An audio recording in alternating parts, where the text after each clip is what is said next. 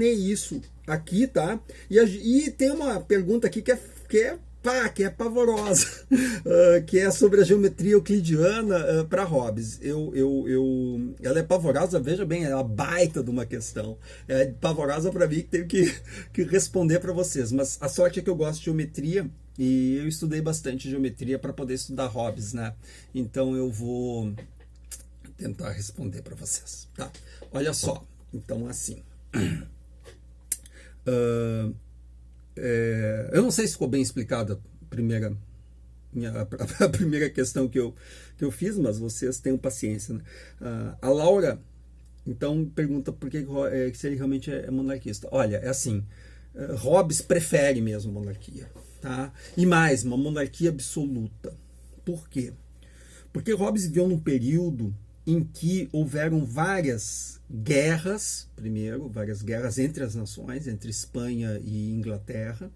Ele mesmo se diz, eu sou filho do medo, eu acho muito bonito isso, né? Eu sou filho do medo. Quando minha mãe me pariu, ela estava ouvindo os canhões da Armada Espanhola atirando contra a nossa costa, né? A Armada Espanhola estava tentando, enfim, invadir a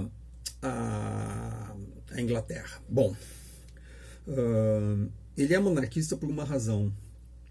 Ele também assistiu muitos golpes de Estado. Ele é monarquista por uma razão assim, que é a seguinte, ele diz, olha, mais seguro para a conservação do poder, tem menos crises, menos tendências a crises, um poder monárquico absoluto do que um poder como, por exemplo, o caso do poder democrático ou do poder aristocrático, tá?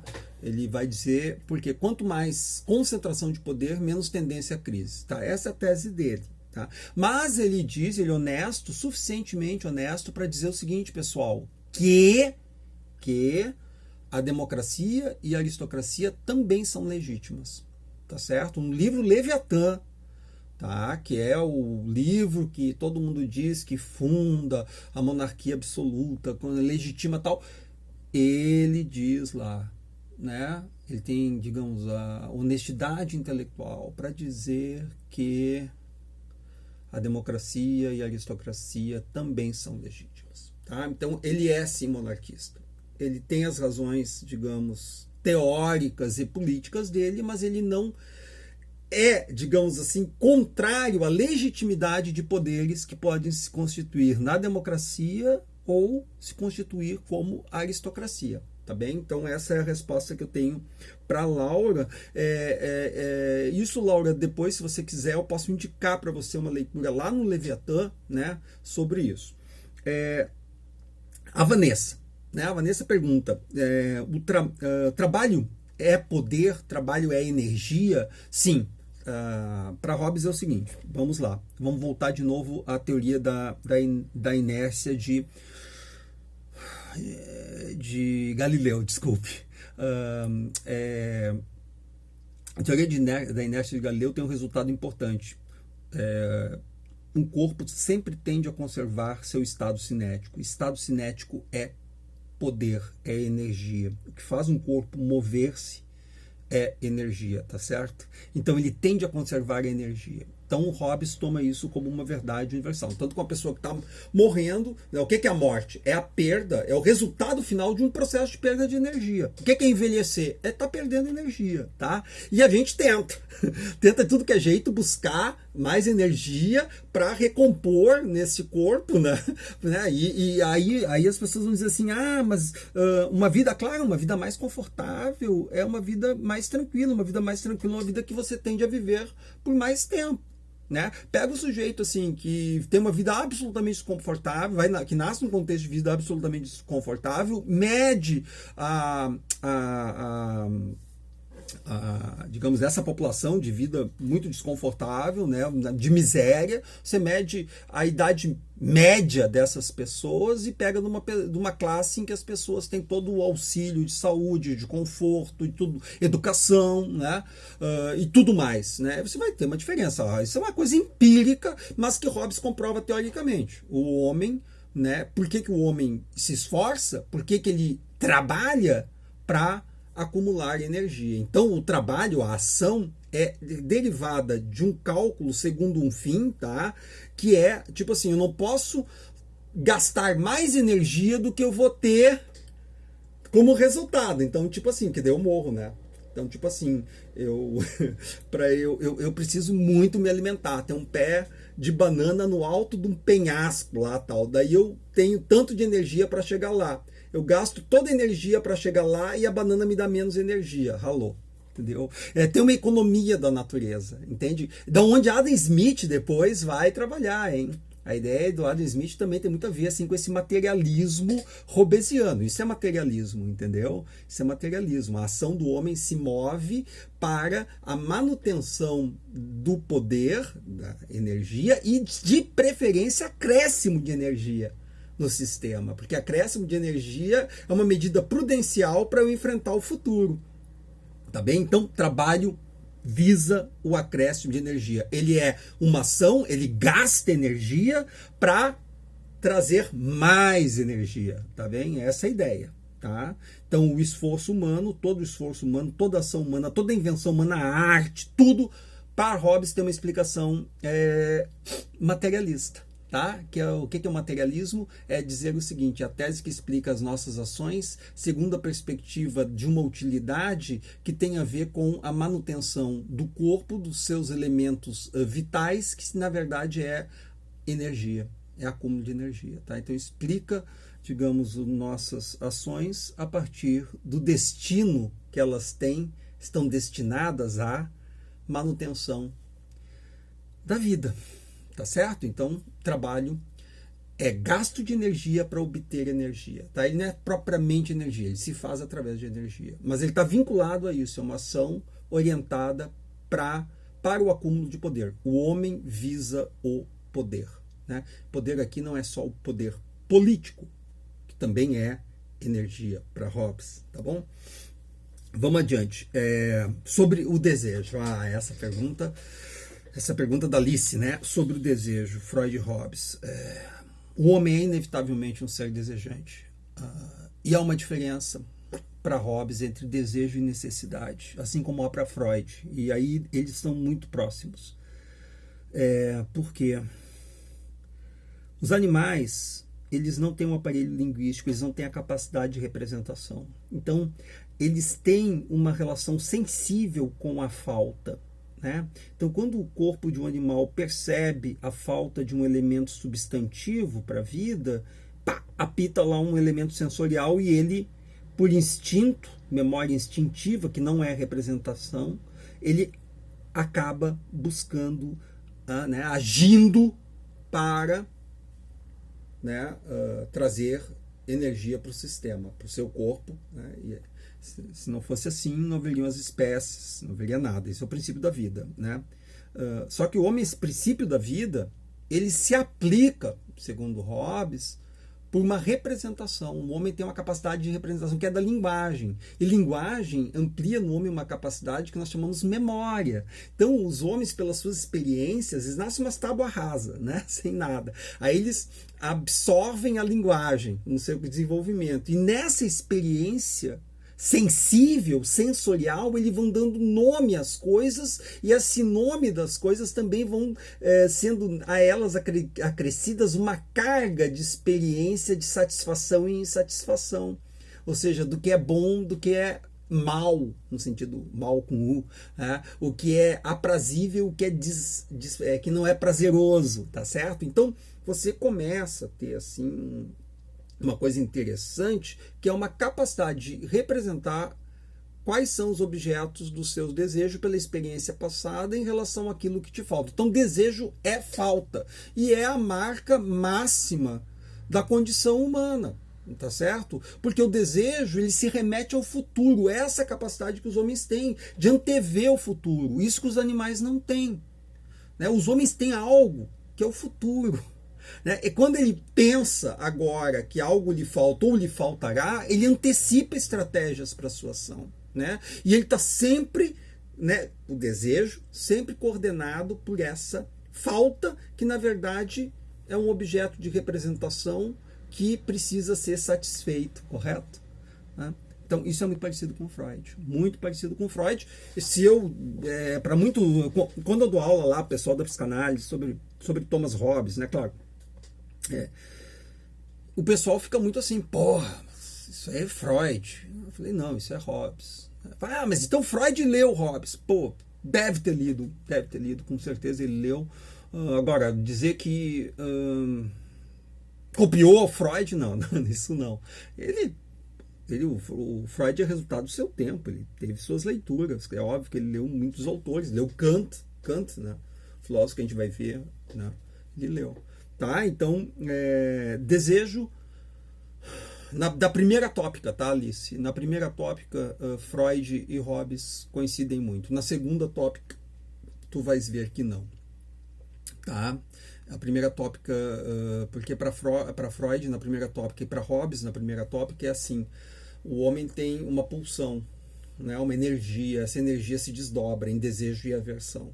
Tá? A teoria do desejo e da aversão, ou seja, da busca, desejo pelo que é bom, da aversão, desejo pelo que é afastar-se do que é ruim, tá certo? Então, desejo e aversão, prazer e desprazer, tá?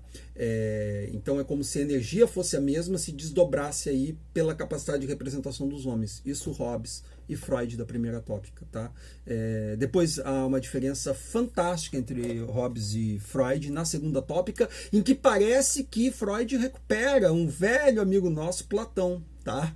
Que eu já falei lá para vocês, né, do Platão, sobre até uma resposta de uma colega nossa, que eu não me lembro agora o nome, sobre a questão da psique no período socrático, né? E aí aquela questão da parelha de cavalo, parrija, é que eu tô com fome, parelha de cavalos, né? Que tu tem cavalo preto, cavalo branco, são duas forças e o homem está no meio dessas duas forças, né? Tentando controlá-las, tá? Dê uma olhada lá naquela audioaula lá, né? Agora nós só teremos videoaula, tá? Bom, vamos ver, tem a outra pergunta, já respondi sobre o determinismo, né? A primeira. Segunda foi sobre a questão da monarquia. A terceira, da Vanessa, sobre esse trabalho e a questão do poder, da energia, se trabalha a energia, né? Ele visa o acúmulo de energia. A da Alice sobre o desejo, né? E da Neuza, geometria euclidiana. Freud. Hobbes, ele mudou a vida quando ele conheceu duas coisas, tá? A geometria, a lógica, que está inerente assim à geometria, né? E a física de Galileu, tá certo? São esses três elementos que tornam Hobbes quem ele é, tá? Antes ele era lá um professor muito bom de filosofia clássica, o cara era muito bom, mas ele só foi ser bom professor mesmo depois de velho, assim. Ele só foi ser filósofo depois de velho. Ele sabe que ele viveu até os 98 anos, se não me engano. Eu que sou robesiano, eu estudei muito esse cara, eu acho que é 98, tá? Ele foi um Matusalém para a época, assim. Então, ele começou a escrever coisas legais depois dos seus 50 e tantos anos, que ele ainda tem alguma chance. Eu tenho 55, né? Bom, a geometria é o seguinte, essa ideia da geometria euclidiana para Hobbes é pela ideia da demonstração do método da geometria, em que a priori eu posso criar regras de geração, tá? O que é uma regra de geração? Não sei se tu entende um pouco de geometria, vocês entendem assim? Por exemplo, eu tenho um triângulo, né? Um triângulo, ele tem, digamos, um triângulo equilátero, tá? Isósceles. A gente tem lá uma definição, por exemplo, de uma regra de geração, né, que me permite, em qualquer circunstância universal, possível criar esse artifício que é o triângulo, tá bem? Então, o que Hobbes pretende com a geometria, que ele viu na geometria euclidiana, é essa possibilidade dele apresentar um cenário, que é o estado de natureza, a partir de um método geométrico. Isso é, eu crio regras de geração, eu crio um modelo matemático em que eu apresento um cenário artificial, mas que coincide com possibilidades racionais e reais, que é o que o pessoal trabalha com geometria e modelagem matemática, entendeu? Quando eu faço modelagem matemática, o pessoal está fazendo modelagem matemática do Covid, né? Tá lá na Inglaterra, o pessoal tem lá um modelo matemático, pega o cenário brasileiro, desenha o cenário brasileiro, coloca um monte de variáveis lá dentro, né? Segundo os dados que recebem, né? Sabe como é que é o modelo matemático? O modelo matemático é um conjunto de funções com variáveis, tá? Aí você pega essas variáveis, você satisfaz essas funções e, portanto, com essas variáveis, você tem um resultado, né? Então, os caras estão dizendo lá no Brasil, nós temos 5 vezes o número de mortos, realmente 5 vezes o número de mortos, e 12 vezes o número de pessoas infectadas. Então, o Brasil não tem só 13 mil mortos e nem só 200 mil infectados. O Brasil deve ter 12 vezes 200, né, que dá 2 milhões e 400, é isso? 2 milhões e 400, e devemos ter em torno de uns 4 vezes 13, 55 milhões, 55 mil mortos, né? É muita gente. Isso é modelagem, tá? Eu não estou dizendo que isso aí está certo ou não, tá? Eu só estou dando um exemplo de modelagem. Eu acredito até que, infelizmente, esteja para a gente que está no meio dessa crise. Mas Hobbes usa a ideia da geometria como fez Galileu. Galileu tem um método geométrico, entende? Ele tem um método geométrico. Ele cria cenários, né? Por exemplo, vou dar um exemplo de método geométrico como ele apresenta o princípio de inércia, Galileu, tá? Olha lá. Como é que é assim para você esvazia sua mente aí agora e pensa no que eu vou dizer. Você tem a possibilidade de pensar em um espaço infinito. Como, professor? Assim, você pega um ponto, você sabe que é um ponto, você sabe que é uma linha, né? Estende uma linha a partir desse ponto, preenche todos eles com raios, né? Chamamos de raios isso, né? E esses raios você coloca n mais 1, tá? É uma série de pontinhos, forma uma linha, n mais 1, tende ao infinito. Esse é o espaço geométrico, espaço infinito. Bom, então você já tem a noção de espaço infinito. Agora você tem a ideia de um bólido. Bólido é um corpo com massa, tá? Com matéria. Um corpo com matéria. Então você tem a noção de corpo com matéria. Bólido. Então a gente chama de bólido. É meio estranho esse nome, mas é bólido. Então você tem o bólido. Então você tem o espaço infinito e você tem o bólido. Aí agora você vai ter uma coisa assim, realmente você vai ter que supor o absolutamente vazio, o vácuo. O vácuo não tem nada. Então você tem o vácuo, o nada, assim, vazio, o espaço infinito e o bólido. Agora nós vamos juntar essas três coisas. O espaço infinito, que tende ao infinito, porque infinito a gente não consegue imaginar, né? Tende ao infinito. Não consegue imaginar, assim, ele pronto, acabado, porque ele nunca está acabado. É nesse sentido. Você consegue imaginar geometricamente. Então tem o espaço infinito. Você pega o bólido. Você tem o vácuo daí, o espaço infinito mais o vazio, totalmente vazio. Espaço infinito e absolutamente vazio. Isso existe no nosso mundo circundante? Não. Isso é uma construção. Isso é geometria, né? Método geométrico. Aí você pega e coloca lá um bólido. Agora já não está mais vazio. Tem o espaço infinito, tem o vácuo e um bólido. Um corpo.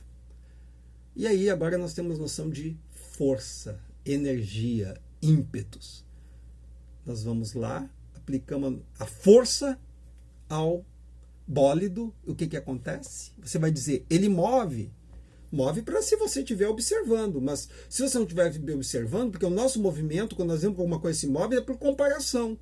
Nesse espaço absolutamente vazio, ele conserva eternamente essa energia, que não deixa de ser movimento, porque se você estiver lá, se você se colocar lá, você verá ele passar, tá certo? Então ele se move, e ele tenderá a conservar indefinidamente, eternamente, o seu movimento, tá certo? Essa é a ideia de uma construção né, digamos, de uma ficção, de uma figura racional feita por regras, né, através de procedimentos lógico-geométricos, tá bom?